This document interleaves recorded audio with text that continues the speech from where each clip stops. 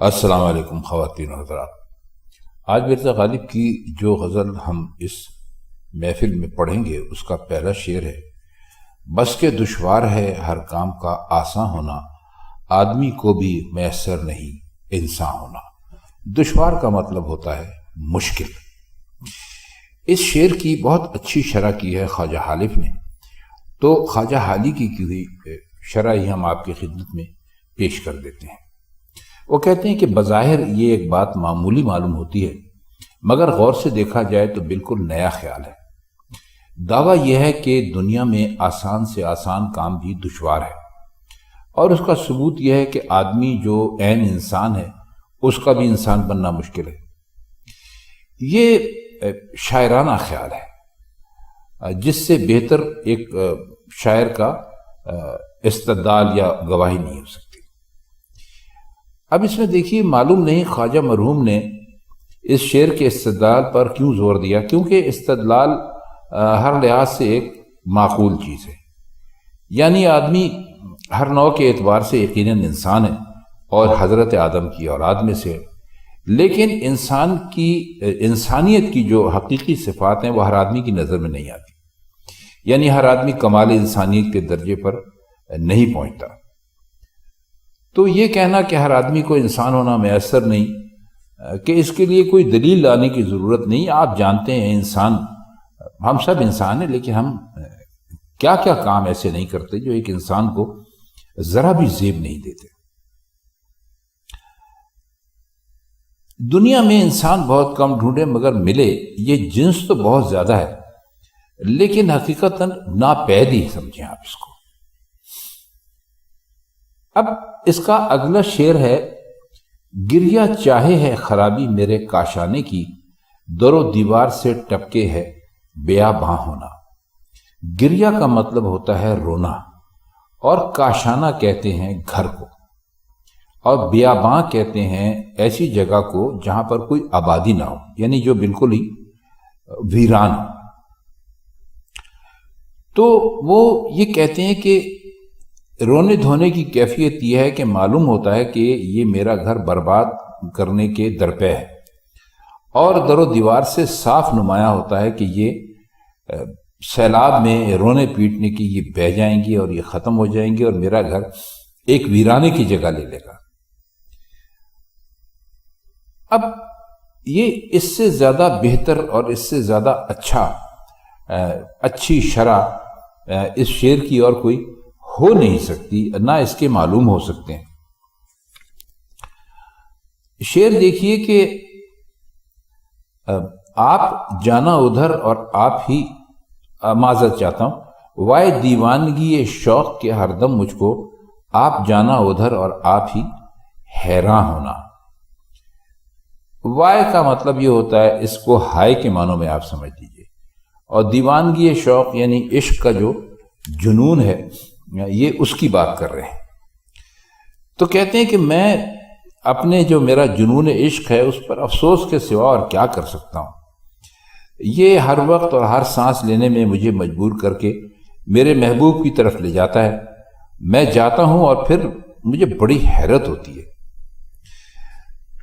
اگر اس کو آپ مجازی نقطہ نگاہ سے دیکھیں تو مطلب یہ ہوگا کہ جنون عشق کے باعث عاشق کے دل میں ایک ہی جذبہ رہ جاتا ہے، اور یہ کہ ہر لحظہ ہر وقت محبوب کے گھر کا رخ کرے، اور اس سے نہ ملنے کے باعث حیرانی کا تسبہ مشق بنا رہے۔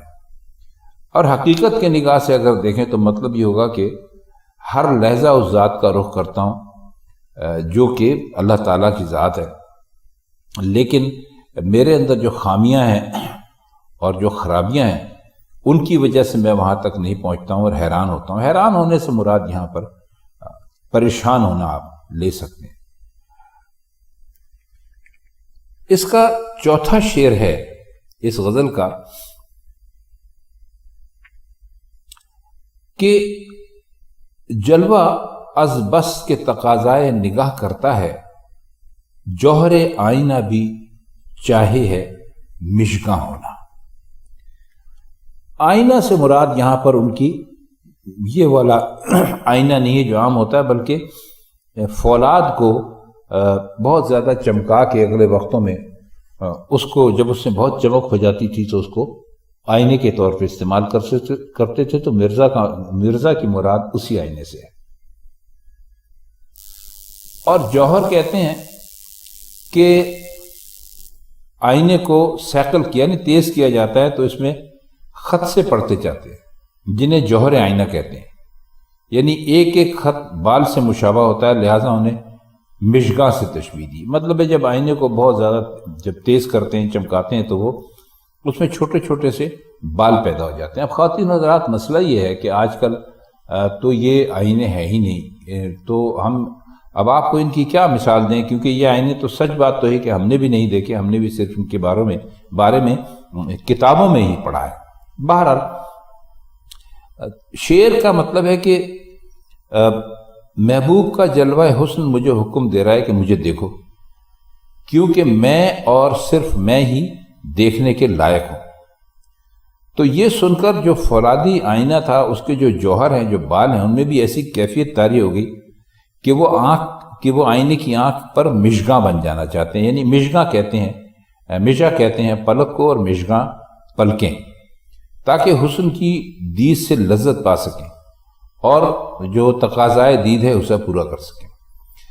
یہ یاد رکھیے کہ یہ حسن کی طرف سے سوال نہیں، تقاضا ہے، اور مطلب یہ کہ واقعی اس کے سوا کوئی شے قابل دید نہیں، اسی لیے بے جان آئینے میں بھی وہ خصوصیتیں پیدا ہو گئیں جو کہ اعلیٰ دید بننے کے لیے ضروری ہیں، یعنی دیکھنے کے لیے ضروری ہیں۔ اگلا شعر اس کا ہے: عشرت قتل گاہے اہل تمنا مت پوچھ، عید نظارہ ہے شمشیر کا اریاں ہونا۔ عشرت قتل کا مطلب یہ کہ قتل کرنے میں جو عیش ہیں، جو مزہ ہے، اور قتل گاہ کہتے ہیں وہ جگہ جہاں پر قتل کیا جاتا ہے، اور اہل تمنا وہ لوگ جو اپنے محبوب کی آرزو رکھتے ہیں۔ اور عید آپ جانتے ہیں خوشی کا دن ہوتا ہے، شمشیر کہتے ہیں تلوار کو، اور اریاں کہتے ہیں برہنہ کو، جس کے اوپر کوئی لباس نہ ہو یا کوئی روک ٹوک یا ایسا نہ ہو۔ تو اہل تمنا یعنی اہل عشق، جنہیں اپنے محبوب پر قربان ہونے کی بہت آرزو ہوتی ہے، اور عید نظارہ یعنی نگاہوں کی عید یا انتہائی بہت ہی زیادہ خوشی۔ تو فرماتے ہیں کہ قتل گاہ میں پہنچ کر اہل عشق کو جو خوشی اور شادمانی ہو رہی ہے، اس کی کیفیت نہ پوچھیے، بس یہ سمجھ لیجیے کہ جب تلوار میان سے نکلتی ہے، یعنی اریاں ہوتی ہے، اور قتل کے لیے اسے بلند کیا جاتا ہے، تو نگاہ کے لیے وہی منظر پیدا ہو جاتا ہے جو عام لوگوں کے لیے عید کے دن ہوتا ہے۔ مطلب یہ کہ عشاق کے لیے، عاشقوں کے لیے محبوب کے ہاتھوں قتل ہونے سے بڑھ کر خوشی کا اور کوئی موقع نہیں ہوتا۔ شعر ہے کہ لے گئے خاک ہیں ہم، داغ تمنائے نشاط تو ہو، اور آپ بس صد رنگ گلستاں ہونا۔ اس میں کہہ یہ رہے کہ ہم تو محبوب، ہم تو مراد حاصل کیے بغیر قبر میں جا کے سو گئے، اور وصل سے جو شادمانی یعنی ملاقات سے جو شادمانی ہو سکتی تھی، اس کی آرزو کا داغ سینے میں لے گئے، کیونکہ کبھی ملاقات ہی نہیں ہو سکی محبوب سے۔ تو یہ ایک آرزو کا یا ایک حسرت کا داغ تھا جو ہمارے ساتھ ہماری قبر میں چلا گیا۔ اب تو جس طرح چاہے باغ ہو، خوش ہو، شاد رہے، خرم رہے، تو یہ ہمارے لیے تو اب اس کی کوئی خاص اہمیت نہیں ہے۔ شعر دیکھیے کہ عشرت پارائے دل زخم تمنا کھانا، لذت ریش جگر غرق نمک داں ہونا۔ ریش کہتے ہیں زخم کو، تو کیا یہ رہے کہ دل کے ٹکڑے کی خوشی یہ ہے کہ اس پر آرزو کے زخم لگتے رہے، اور جگر پر زخم زیادہ سے زیادہ نمک چھڑک دیا جائے، یعنی زخم پہ، تو اسے لذت حاصل ہوتی ہے۔ بہت اچھا اور گہرا شعر ہے، کیونکہ دیکھیے زخم ہر شخص کے لیے دکھ اور درد کی کیا باعث ہوتا ہے۔ اگر کسی کے کہیں پر کوئی زخم ہے اور اس زخم کے اوپر نمک چھڑک دیا جائے تو ظاہر ہے کہ اس کو بہت زیادہ تکلیف ہوگی، تکلیف بہت بڑھ جاتی ہے۔ لیکن وہ کہتے ہیں جو عشق والے ہیں انہیں ان چیزوں میں مزہ آتا ہے، اور وہ ایسی ہی باتوں میں خوش رہتے ہیں کہ نہ صرف زخم لگایا جائے بلکہ ان پر زیادہ سے زیادہ نمک بھی چھڑکا جائے، یہاں تک کہ ایک ایک زخم کے لیے پورا نمکدان استعمال کیا جائے۔ کیا یعنی اچھا شعر ہے غالب کا۔ خیر، اب آئیے، ایک بہت مشہور ہے یہ شعر جو اب ہم آپ کی خدمت میں پیش کرنے والے ہیں کہ میرے قتل کے بعد اس نے جفا سے توبہ، ہائے اس زود پشیماں کا پشیماں ہونا۔ جفا کا مطلب ہوتا ہے ظلم، زود کا مطلب ہوتا ہے جلدی، اب پشیماں کا مطلب ہوتا ہے شرمندہ ہونا۔ تو وہ تنزن اس وقت کہہ رہے ہیں کہ زود پشیمان کہ جی وہ بہت جلدی پشیمان ہو گیا۔ کہتے ہیں کہ محبوب نے مجھے قتل کرنے کے بعد ظلم سے توبہ کر لی اور ارادہ کر لیا کہ آئندہ کسی کو قتل نہیں کرے گا۔ تو کہتے ہیں ہائے اس جلدی پچھتانے والے کو کس موقع پر پچھتانے کی سوچی۔ شعر کے مطلب دو ہیں، ایک تو محبوب کے جلد پچھتانے پر اس لیے افسوس ہے کہ قتل کے بعد اس پچھتانے سے مقتول کو کوئی فائدہ نہیں پہنچ سکتا تھا، دوسرا یہ کہ مجھے تو قتل کر دیا اور میں نے ثابت قدمی سے وفا کا ثبوت بھی مہیا کر دیا۔ اب رقیبوں کی باری آئی تو محبوب نے ظلم کرنے سے توبہ کر لی، اور اس طرح ان کی آزمائش بھی نہیں ہو سکی، اور وہ محبوب کے لطف و کرم سے بے تکلف فائدہ بھی اٹھاتے رہے۔ آخری شعر اس کا دیکھیے کہ حیف اس چار گرا کپڑے کی قسمت غالب، جس کی قسمت میں ہو عاشق کا گریباں ہونا۔ حیف کا مطلب ہوتا ہے افسوس۔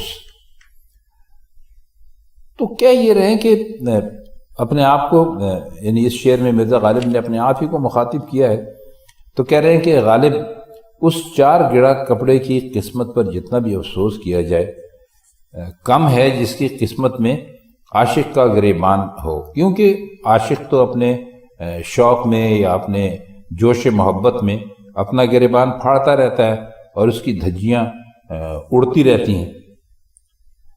تو بس یہ آپ اس کو یہی سمجھ لیجئے کہ اس شعر میں کوئی خاص لمبا اس کا مطلب نہیں ہے، بہت صاف اور سامنے کا سادہ سا مطلب ہے کہ جس میں انہوں نے کہا ہے کہ بھئی وہ کپڑا جو ہے اس کی قسمت کتنی خراب ہے جو کسی عاشق کے لباس کا حصہ بنے اور اس کے گریبان میں آئے، جس سے کہ عاشق ہر وقت پھاڑتا رہتا ہے اور اس کی دھجیاں بکھیرتا رہتا ہے۔